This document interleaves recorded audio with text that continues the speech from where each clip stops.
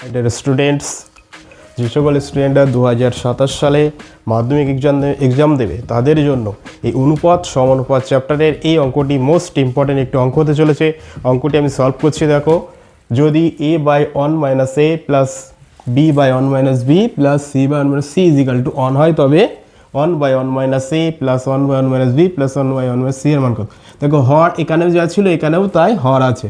এখানে এ ছিল, এখানে 1 আছে, এখানে বি, এখানে 1 আছে, এখানে সি, এখানে 1 আছে, এখানে 1 দেওয়া ছিল, এখানে কত হবে? দেখো, এই এ কে যদি আমি এ এর সঙ্গে যোগ করতে পারি, এ কেটে যাবে। তাহলে এই প্রত্যেকটা ভগ্নাংশের সঙ্গে যদি আমি 1 যোগ করি, তাহলে এটা লসক হচ্ছে, এটা লসক হচ্ছে, এটা লসক হচ্ছে, ওই এ কেটে যাচ্ছে। দেখো, করি অঙ্কটি সলভ।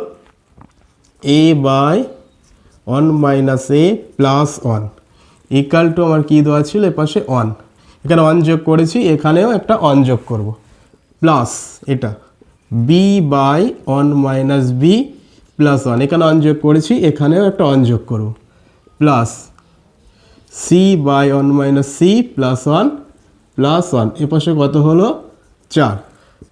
দেখো, এখানে 1 মাইনাস এ লসাগু, 1 মাইনাস এ লসাগু এখানে এ ছিল, প্লাস এটার সঙ্গে গুণ হয়ে যায় 1 এর সঙ্গে, 1 মাইনাস এ, প্লাস এখানে 1 মাইনাস বি লসাগু, b plus 1 minus b plus 1 minus c, c plus 1 minus c equal to 4।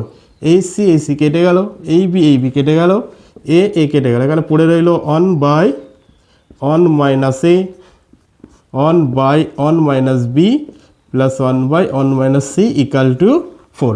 আমার এই যে অঙ্ক ছিল এটাই বেরিয়ে এলো অ্যান্সার 4। অঙ্কটি মাত্র 2 মিনিটের মধ্যে 3 নাম্বার পেয়ে যাওয়ার জন্য খুবই ইম্পর্ট্যান্ট একটি অঙ্ক। Thank you.